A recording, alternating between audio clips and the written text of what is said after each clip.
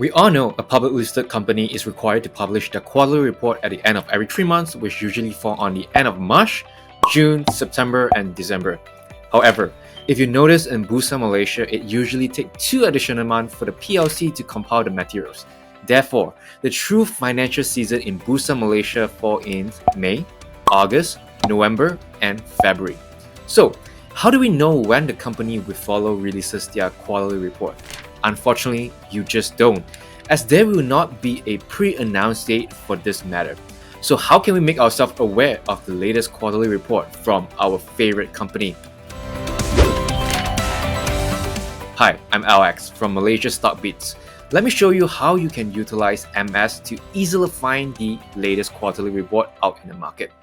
If you go to the MS website, the homepage will show you a list of companies that recently published their latest quarterly report, and they order it by the latest date available.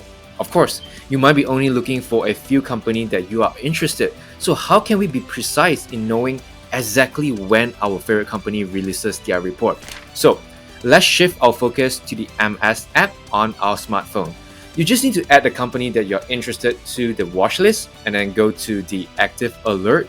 Pick the category of announcement that you may be interested in. As you can see, there are a lot of different categories such as annual reports, financial result aka quarterly reports, changes in substantial shareholders, and more. Obviously, you might not be interested in everything. Therefore, feel free to pick and choose what you care for, or you can just choose the default mode that MS has set up for us, which include announcements that most investors care about. That's easy, right? What if you are a busy person or you're just not familiar with reading and interpreting the quarterly report? Is there an easy way to summarize the key point? You bet. Just tap on the company that just released their result. You will be prompted to a summary page. This page highlighted key numbers that investors are most interested in, such as revenue, profit before tax, profit after tax, earnings per share, dividend per share, and more. And you will also notice that all the metrics have a color associated to them, which is a very visually appealing way to tell how this company performed. If it is red, it means not good. If it's yellow, it's just meh. If it's a green, it's awesome. So now we know how to use the MS app. How about using Malaysia Stock.biz to help us stock pick? Let's head back to the MS homepage on the web. You notice there are some stars beside the revenue and profit for certain company. That is an indication that the particular company has a historically high revenue or profit number for that particular quarter. Company has such performance is exactly the company that you should pay attention to it.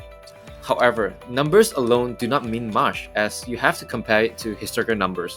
Why so? For example, if a company A has a net profit of 100 million ringgit, is it good? Is it bad?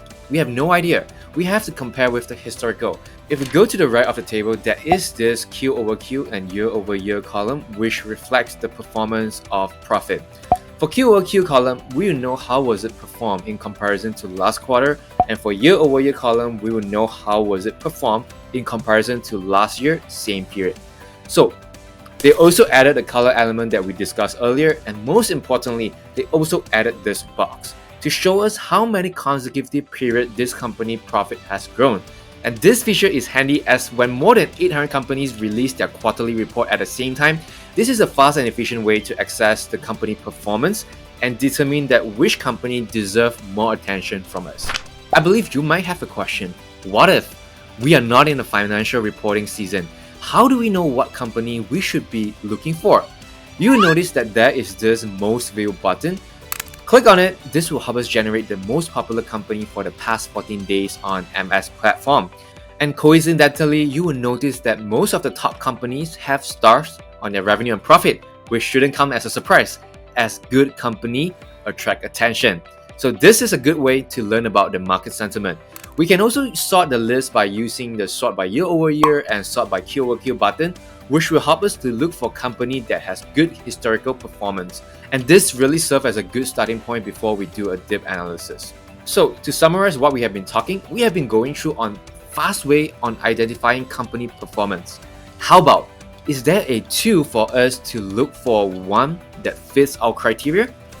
Let's go to this analysis tool. There are different metrics for us to pick from as criteria for stock picking, such as different ratios, dividend, different fundamental metrics. So how about let's try it out together? I believe most investors love dividend. So let's pick the dividend yield from the dividend. You will see that the dividend yield will show in the middle, and we can play around with the range that we prefer. And once we set a range, a list of companies that fits the criteria will be shown below. Having a dividend yield might not be good enough, as what about having a cheap valuation or cheap in general is what we care about too. So we need a PE ratio from the ratio column. Similarly, companies that fit both criteria as in dividend yield and PE ratio will be provided below for us to pick from. I also wanted to highlight this special metrics Business Plus score that only available on MS platform. This metric actually shows us how many years the company's revenue and profit has been growing consecutively. So this is a very quick way to know if the company is having a good trajectory in terms of their performance or not. So stock picking ain't that hard, right? If you like the criteria that you have set, you can always save it for future use.